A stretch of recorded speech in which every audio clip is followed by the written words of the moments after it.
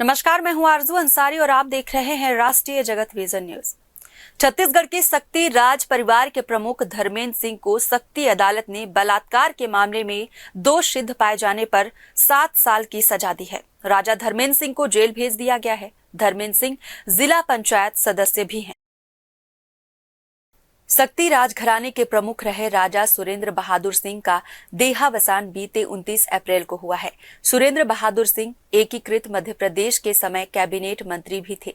राजा सुरेंद्र बहादुर सिंह की कोई संतान नहीं थी तो उन्होंने धर्मेंद्र को गोद ले लिया और उन्हें ही अपना उत्तराधिकारी घोषित किया था। सुरेंद्र बहादुर सिंह के निधन के बाद राज परिवार के प्रमुख की जवाबदेही धर्मेंद्र को मिली।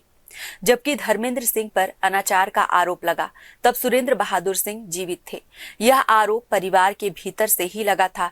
तब इस आरोप को संपत्ति विवाद से जोड़कर देखा गया। खुद सुरेंद्र बहादुर सिंह ने इस आरोप को फर्जी करार दिया और पुलिस पर बगैर जांच एफआईआर किए जाने के आरोप लगाए थे। सक्ती कोर्ट की स्पेशल जज श्रीमती गंगा पटेल ने मामले के विचारण के बाद धर्मेंद्र सिंह के विरुद्ध आरोप प्रमाणित पाया और उन्हें धारा 376 के मामले में 7 वर्ष और धारा 450 में 5 वर्ष की सजा दी है। धर्मेंद्र सिंह के विरुद्ध 5000 का जुर्माना भी लगाया गया है।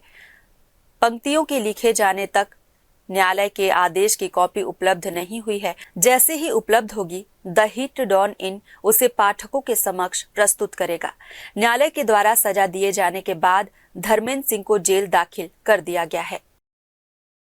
फिलहाल इस खबर में बस इतना ही। देश प्रदेश की खबरों से अपडेटेड रहने के लिए हमारे चैनल को सब्सक्राइब करें और नए खबरों के नोटिफिकेशन के लिए बेल आइकन को जरूर दबाएं। नमस्कार।